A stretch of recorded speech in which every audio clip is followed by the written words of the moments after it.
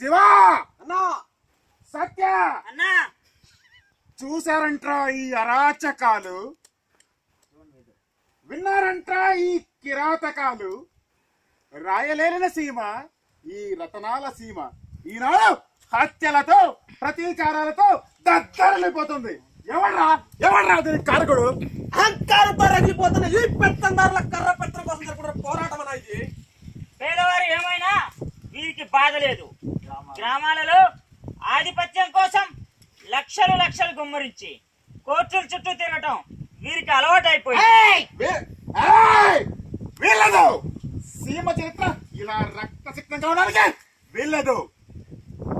రోజంతా రెక్కలు ముక్కలు చేసుకున్న పిడికిడి మెతుకు దొరక్క పేదవాడు అల్లల్లాడుతుంటే ఈ పక్షందారులు విలాసాల్లో మునితేయడానికి వీళ్ళదు.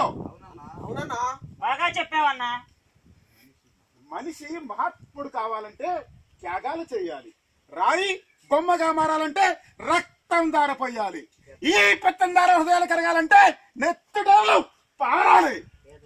పేదవాడి మండేడొక్క పెట్టే కేకలే మహాగర్జనలై ఈ పెత్తందారుల కొడుగొడలను కుంభస్థలంతో సహా కూల్చే రోజు రావాలి. ఇద్దరు వాడు ఏం చేస్తున్నారు చూస్తున్నారా? వాడు ఎక్కడ చూడండి మీరు చిల్లో ఉండా. ఆ రోజు కోసమేనన్నా, ఆ రోజు కోసమే కదన్నా మనం పోరాటం చేస్తున్నావు. ఆ రోజు కోసమే కదన్నా నువ్వు పోరాటం చేస్తున్నావు. ఆ రోజు కోసమే కదన్నా నువ్వు పోరాటం చేస్తున్నావు. నీ ఆశయం కోసం మా ప్రాణాలు ఇవ్వడానికైనా సిద్ధంగా ఉన్నామన్నా. అదేరా నా ఆశ. ఈ గడ్డ మీద చిన్న పెద్ద ధనిక బీద తారతమ్యాలు అంతరించిపోవాలన్నదేరా ఈ భవానీ కోరిక. అన్నా అన్నా అన్నా అవునరా, అంతరించిపోవాలన్నదేరా ఈ భవానీ కోరిక. అంతరించిపోవాలన్నదేరా ఈ భవానీ కోరిక. అన్నా అన్నా అదే రావాలి. అర్థమైంది నీకు? అదేరా నా ఆశ.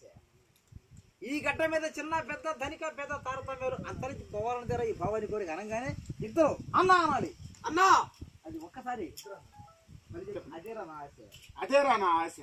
ఈ గడ్డ మీద చిన్న పెద్ద ధనిక బీద తారతమ్యాలు అంతరించిపోవాలన్నదేరా ఈ భవానీ కోరిక. అన్నా అది అవునరా, అందుకే ఈ పోరాటం. ఆరుగాలం కష్టించి దళారుల చేతుల్లో దగా పడుతున్న ఎందరో అన్నల కోసం ఈ పోరాటం. అన్నా